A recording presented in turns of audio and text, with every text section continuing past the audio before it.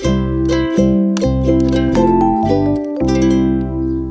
to Like and Subscribe Kitchen. I'm Josh. Today we're going to make some pretzels.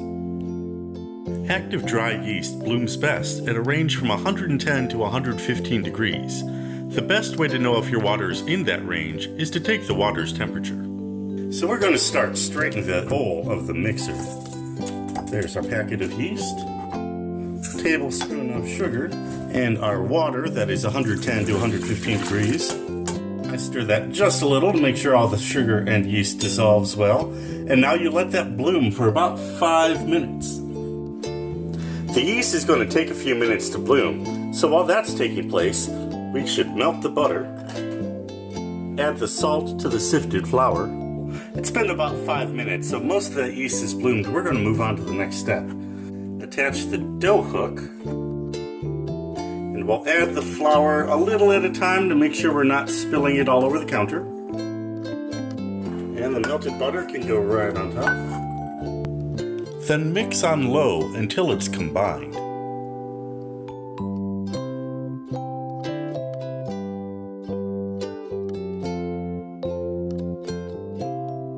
When it starts to form a single mass like this and pull away from the walls of the bowl, you can turn it up to medium.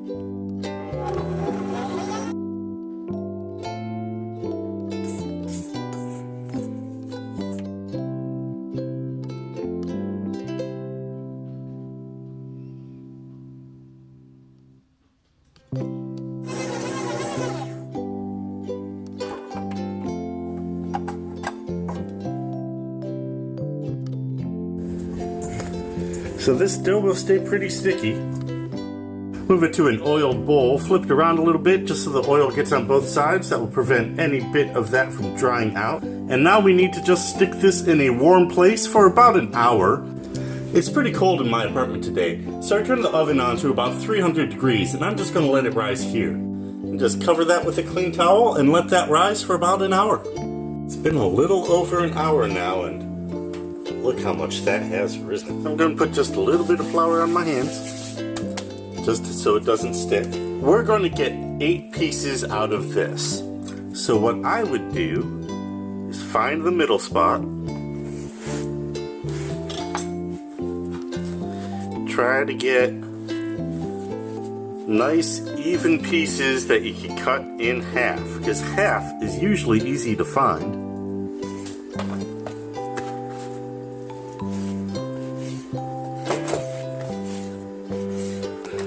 Let's get that water boiling. So, 5 cups of water, 1/3 of a cup of baking soda, and we want to just let that come up to a boil. One other thing to prep quickly is an egg wash. We only want the yolk of the egg. Add about a tablespoon of water.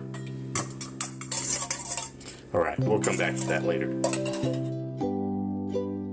Now to form the pretzels, take a little bit of flour and lightly dust your surface. Take each one, and you want to roll it into a nice long rope. I find it's easier to do it between your hands than on the board at first. But make sure that it's even all the way across. Pretty close.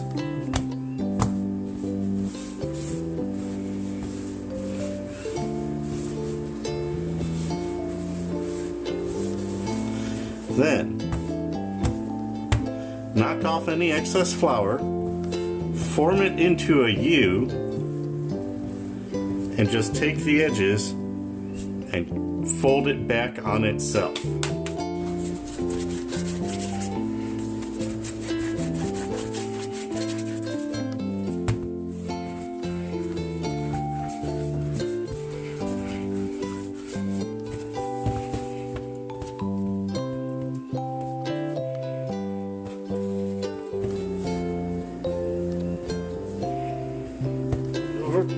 Cross it over. Oh, pretty close. So the last time I made these, I made the dough balls about half the size, and so of course it was a smaller end result, but I kind of like the nice big ropey ones. Of course, depending on what you're using them for, you might want a pretzel bun. So for that, turn it more into a flattened disc, and we'll let it bake from there and see how different that comes out.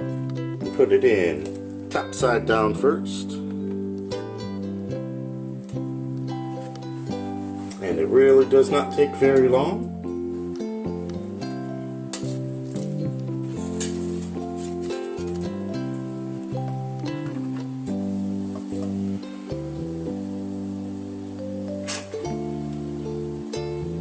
Yep, a brush here would be nice. I wonder where mine is. I should have it.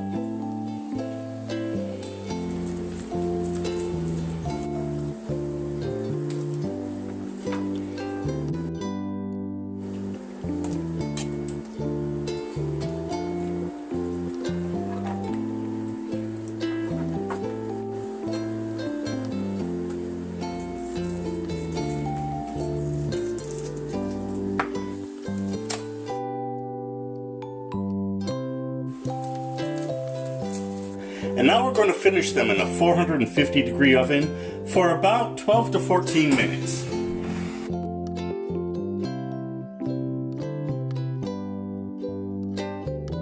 I've been about 12 minutes. Let's see how we're doing. The one that was on the top rack looks a lot more brown than the one that was in the middle. So move the middle one to the top. When they have that nice brown color on the bottom, that's when what we're looking for.